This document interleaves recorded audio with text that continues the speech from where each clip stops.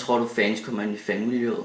Men de gør det vel, fordi de elsker fodbold, og fordi det er ikke nok for dem, at de ligesom vil være bare almindelige tilskuere, men de vil gerne være en del af den her samhørighed omkring de her klubber. Det tror jeg. Ellers så spiller de selv i en fodboldklub, eller i den samme fodboldklub, og så har de lyst til at støtte ekstra, og så vil de gerne stå på det rigtige tribuneafsnit, og altså simpelthen være en del af fællesskabet. Det startede, da jeg var, de små 8 år, tror jeg, og så voksede det. Du ved, man blev ældre, man blev lidt mere interesseret i det. Og der var flere af ens venner, der også begyndte at komme ind til kampen. Og så voksede det bare derfra. Man må jo bare konstatere, at nogle fans, og ikke alle, langt fra alle, de fleste fans kommer til fodbold og ikke er aggressive. Men de fans, der kommer til fodbold og er i de her fankulturer, der er en lille smule grovere end den almindelige glade fankultur, kan man vil. Jamen, de har vel behov for det første og fremmest, så handler det om udeklubbens fans. De har behov for ligesom at have en fjende, altså en, de ikke bryder sig om. I virkelighedens verden tror jeg godt, de kunne mødes på gaden om dagen og sige goddag til hinanden. Men lige præcis når man mødes til kampen, så bliver det noget andet. Så glemmer man, at man egentlig måske er den og den person. Så har man bare behov for at manifestere. Jeg tilhører FCK, jeg tilhører Brøndby, jeg tilhører AGF, eller hvad man nu vil. Og så er de andre fjender. Og dem kan man ikke lide i kampen. Men jeg ved jo, at de faktisk godt kan snakke sammen indimellem ved siden af kampen. Og altså, det kan jo være forskellige ting. Det kan være dommeren, det kan være det andet hold, hvis de scorer. Provokation for de andre holds fans, specielt ude for tribunerne.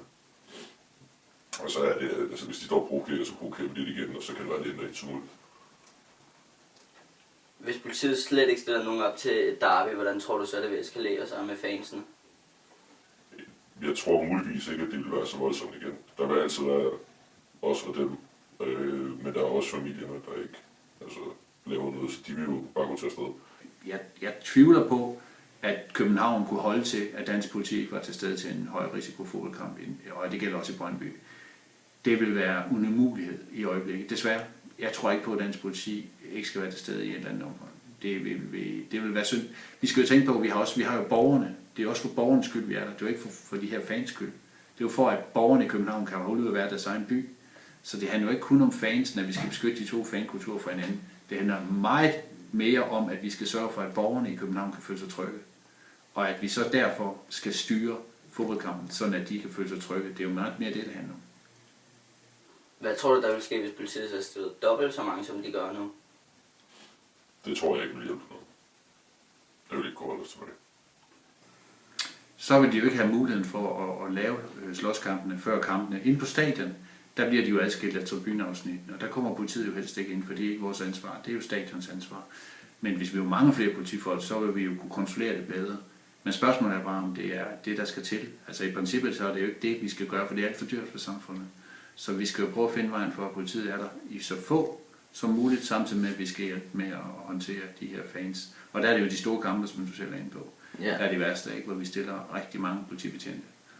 Så jo flere betjente, jo mere ro, det er helt sikkert. Men det er ikke det samme som, at det er den rigtige løsning, nødvendigvis. Men det kan det være på nogle af dagene. Det kan det være. Synes du, politiet griber for hårdt ind nogle gange? Det hætter. Helt klart ude i Brøndby 1. december forrige år. Der var meget voldsom oplevelse, synes jeg, fordi at vi havde vundet, og det hele var godt, at vi kom ud på stadion, vi er glade. Vi mødte nogle af bøsserne, og der står de og starter med at kaste nogle sten efter os og sådan noget, og så bliver vi bliver jagtet væk i politiet og sådan noget, og så pludselig smider politiet tårgas, personen bliver selv slået med stav og sådan noget. Og der er hunde, og så der er små, der er familier, der er piger og sådan noget, og det synes jeg er en helt klart forkert måde for politiet at gribe den på. Altså jeg står helt stille og kigger efter min dreng, hvor jeg så bliver overfaldet af politiet. Men det kører vi også retssag på, så det... Jeg tror nogle gange, når vi har anholdt, ved nogle kampe har vi anholdt temmelig mange fans. Og det er et stykke tid siden. I Nordsjælland har vi ikke i flere år anholdt ret mange, for vi prøver at skabe en anden ramme. Men vi har jo også kun FC Nordsjælland her, og det vil sige, at til en fodboldkamp skal der jo 2 parter til. Så hvis ikke Brøndby og FCK har nogen at slås med, det har det jo ikke til FC Nordsjællands fans, er meget flinke og venlige og rare, jamen så sker vi ikke så meget hos os. Så er det egentlig mere Brøndby, der vil lave ballade, eller Brøndby eller FCK, bare lige for at vise, at de er i byen. det går fint, det går okay. Men når vi snakker FCK og Brøndby mod hinanden, jamen så har vi jo haft nogle episoder, hvor dansk politi for så vidt har anholdt temmelig mange personer, og det har de så også fået erstatning for. Det er jo lige været det oppe i medierne her, at de har fået forholdsvis mange penge i erstatning. Når de har fået erstatning, så betyder det jo, at dansk politi har anholdt dem uberettiget. Ellers kan de ikke få erstatning. Og så kan man altid drøfte, hvorfor gjorde dansk politi, eller nu er det så Vestegns politi, hvorfor gjorde de det? Og der kan jeg ikke svare for præcis deres handlegrundlag, men det er i hvert fald ikke i orden at anholde nogen, hvis de så også skal erstatning bagefter. Så skal man passe på, hvem er det så, vi anholder, og hvor mange. Så det skal vi overveje. Vi skal tænke over grundlaget for anholdelse og så videre. Ellers så får de jo erstatning, og det er alt for dyrt for samfundet, og det er også forkert, vi har gjort det så. Hvorfor tror du, at I fans kommer til at gøre noget i en fangruppe, som I normalt heller ikke vil gøre? Jamen altså, der kan jo være det der, fordi man går en gruppe, og man går gejler hinanden op. Altså, er der en, der starter, så er det selvfølgelig resten med. Det tror jeg bare er naturligt sted. Det er vel, at man vil ikke ligge under for gruppen, man vil være en del af gruppen, og hvis der er nogen i gruppen, der viser fladet eller fortæller, hvordan man skal gøre, så er der måske nogen, der ikke er i stand til at stå imod, og så følger de med.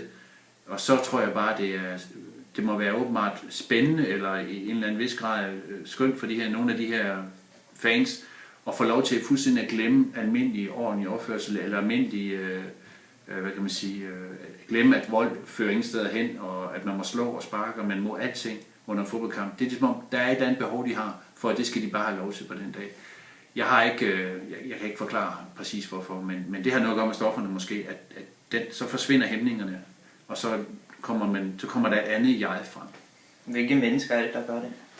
Hvilke mennesker? Altså, du tænker, hvilke personer? Jeg tror, jeg kender ikke fuldstændig sammensætningen af de her fankulturer, om der er nogen, der hedder Herre for Danmark, altså nogen med almindelige jobs, men dem er der altså en del af. Der er jo en del af de her, der råber og skriger, som måske ikke er de aller værste. De har jo ganske almindelige arbejde om mandagen. Om søndagen, så er de en del af FCK's fankultur. Men de er ikke nødvendigvis en del af den værste del af den, men de er en del af fankulturen, og de råber og skriger og skaver sig, og altså alle de der elementer er med til måske at brænde pyro af på stadion, altså I kender de her romerlys og så videre. Men så mandag, så går de på arbejde. Og så er der en anden gruppe, der måske i virkeligheden ikke har arbejde, og måske i virkeligheden kun har det her at gå op i. At det er det, de følger uafbrudt. Er problemet voksne? Nej, for Brøndby og FCK's vedkommende, der vil jeg sige, at de holder et ret højt niveau hele tiden med, hvor mange de har. De tilfører ikke, der er ikke sådan, at hele tiden kommer 50 nye til. Det gør der ikke. Der bliver formentlig tilført lidt, men det er ikke et problem, der vokser og vokser. Det er egentlig et stort problem allerede nu, at vi skal bruge så mange ressourcer på fodboldkamp. Det har det været i flere år. Så volden, pyrolyse, altså den her, det de gør på stadion, det er det samme. Og så er nogle kampe eskalerer, og andre kampe, der er der ikke så meget. Det kommer an på, hvor gode kontrollørerne er til at visitere og se, hvad der kommer ind på stadion. Og det kniver en lille smule. Hvordan tror du, det er om 10 år?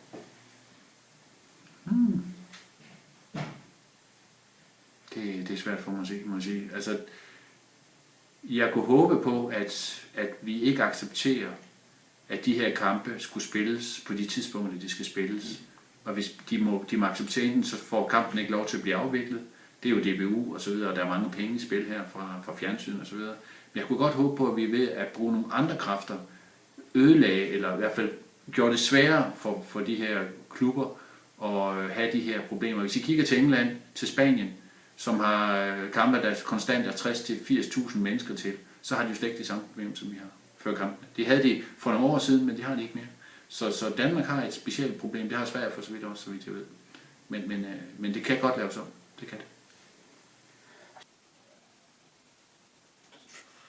Det kommer med på, hvordan du ser det. Der er jo færre, der kan slå på i Brøndby til sidst.